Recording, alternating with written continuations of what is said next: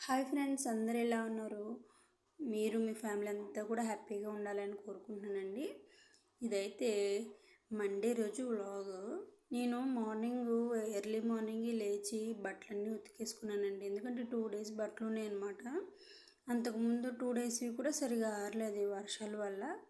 So ఇంకా ఈ పని ఉందని చెప్పి నేను జల్దీ లేచి ఫటాఫటా పని చేసుకున్నాను. నేను ఈ పని అంతా చేసుకునేటప్పుడు ఈ కెమెరా షూట్ చేయడం ఇదంతా నాకు ఎందుకో చాలా ఇబ్బందిగా ఉంది అండ్ ఇష్టం లేదు కూడా ఊరికే ఫోన్ పట్టుకోవడం.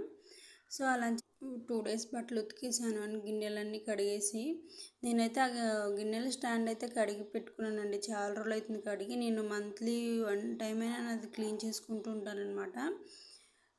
అండ్ గిన్నెలన్నీ తీసి పెట్టాను. ఇది ఏంటంటే ఈ బాస్కెట్ నేను లాస్ట్ టైము ఇలానే సెట్ చేసుకుందామని కొనుక్కున్నాను అనమాట. కానీ ఎందుకో నాకు అక్కడ స్పేసు ఎక్కువ అనిపించేసి నేను పెట్టలేదు. మళ్ళీ ఈరోజు సెట్ చేసేసుకున్నాను దాన్ని. చాలా ఇబ్బంది ఏంటంటే వెనక అన్ని గ్లాస్ ఐటమ్స్, గ్లాస్ బాటిల్స్ అన్నీ పెట్టుకొని వెనక్కి తిరిగి తీసుకుంటుంటే అవి ఎక్కడ కింద పడతాయో, అంత హైట్ నుంచి పడితే ఖచ్చితంగా పగులుతాయి. సో అలా అని చెప్పేసి ఇంకా అది స్టాండ్ అయితే నేను సెట్ చేసేసుకున్నాను అనమాట. అంటే అది బాస్కెట్. ఇక నేను గిన్నెల స్టాండ్ తోమి పక్కన పెట్టి మా హస్బెండ్ అయితే సెట్ చేసి పెట్టాడు. ఇక అది యాక్చువల్గా కిచెన్ అంతా అదే సరిపోతుందండి, బట్ తప్పడం లేదు, అది పెట్టాల్సిందే. అది సెట్ చేయించి దానిలో మళ్ళీ గిన్నెలు సర్ది ఈ పని అంతా అయిపోయిన తర్వాత టిఫిన్ చేసేసి ఇక లంచ్కి అయితే ప్రిపేర్ చేస్తున్నాను. గోంగూర పప్పు. ఈ గోంగూర ఇవి ఏంటంటే నేను కింద బుట్ట దగ్గర, అంటే బుట్టతో అమ్మడానికి వస్తారు కదా, వాళ్ళ దగ్గరే తీసుకున్నాను అనమాట. ఇక నేనైతే మా హస్బెండ్ వెళ్ళిపోయిన తర్వాత ఇక నేను దోశలకి నానపోస్తున్నాను అనమాట. దోశలు చాలా రోజులు అవుతుందండి చేసుకోక, ఒక 10 డేస్ పైనే అవుతుందన్నమాట. సో ఈరోజు చేద్దాము. రేపు అయితే మా ఆయనకి ఈవినింగ్ షిఫ్టే కదా అని చెప్పేసి నేను ఇది ప్లాన్ చేశాను. ఇదేంటంటే మాకు రేషన్ కార్డు వచ్చిన తర్వాత ఫస్ట్ టైం తీసుకొచ్చుకున్నాం అనమాట రేషన్ బియ్యము. అండ్ ఒకటండి, మీరు బతుకమ్మ శారీస్ తీసుకొచ్చుకున్నారా, ఇచ్చారా?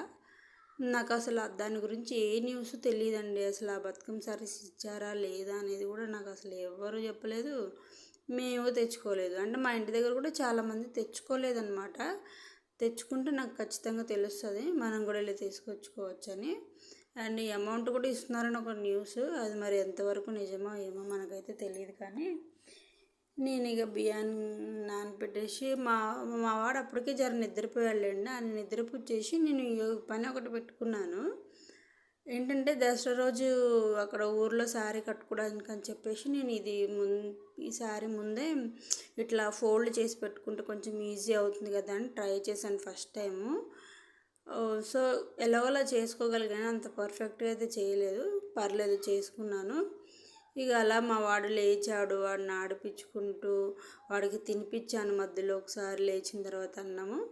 ఇక నైట్ అవుతుందండి, కింద అందరూ బతుకమ్మ చేస్తున్నారు కదా, పెద్ద బతుకమ్మ పండగ కదా ఈరోజు. సో వాళ్ళు నన్ను పిలిచారనమాట, రా నువ్వు కూడా రెడీ అయ్యిరా ఆడదాము అంటే సరే వస్తానని చెప్పాను. ఈవినింగ్ ఉన్న పనులు అయితే అన్నీ చేసేసుకొని వెళ్దాం అనుకుని నేనైతే ఇక పిండి మిక్సీ వేస్తున్నాను. గిన్నెలు అయితే అన్నీ కడిగేసి శుభ్రంగా స్టవ్ దగ్గర అంతా క్లీన్ చేసేసుకున్నాను. ఇల్లు ఊడ్చి ఒకసారి మంచిగా మాప్ అయితే పెట్టేశానండి. ఇక నేను రెడీ అయ్యి వెళ్ళాను. అప్పటికి స్టార్ట్ చేశారు 2-3. వీళ్ళంతా మా బిల్డింగ్ వాళ్ళేనండి. అందరూ ఆడుతున్నారు. ఇక నేను కూడా వెళ్ళి ఒక 4-5 స్టెప్పులు వేసాను అనమాట. ఇక వాళ్ళతో పాటు కూర్చున్నాను. వాళ్ళు ఆడుతుంటే వీడియోలు తీస్తూ ఫోటోలు తీస్తూ నేను కూర్చున్నాను. ఆడాను నేను కూడా. ఇక మా వాడు కూడా బాగా ఆడుతున్నాడు. వీడు ఏంటంటే నన్ను అసలు సరిగా ఆడనివ్వలేదు, నేను ఆడదామనుకున్నా కానీ. ఇక చక్కగా వాళ్ళందరూ ఎత్తుకొని ఆడిపిస్తున్నా కానీ వీడు వాళ్ళ దగ్గర అస్సలు ఉండట్లేదు. నేను కావాలని ఏడుస్తున్నాడు. వీడైతే బాగా ఆడుకున్నాడులేండి, అటు ఇటు తిరుగుతూ ఆడుకున్నాడు. తర్వాత కొంచెం అలవాటు అయిన తర్వాత ఆ ప్లేస్ నేను ఎందుకంటే రోజు తీసుకురాను కదా, ఊకే ఇల్లు పైననే ఉంటాం కదా అని చెప్పి రోజు తీసుకురావాలండి ఇట్లా పిల్లల్ని. నేనైతే మిస్టేక్ చేస్తున్నాను ఒకటి, రోజు తీసుకురావాలి. ఇంక ఇదండి మా వీడియో. నచ్చితే లైక్ చేయండి ప్లీజ్.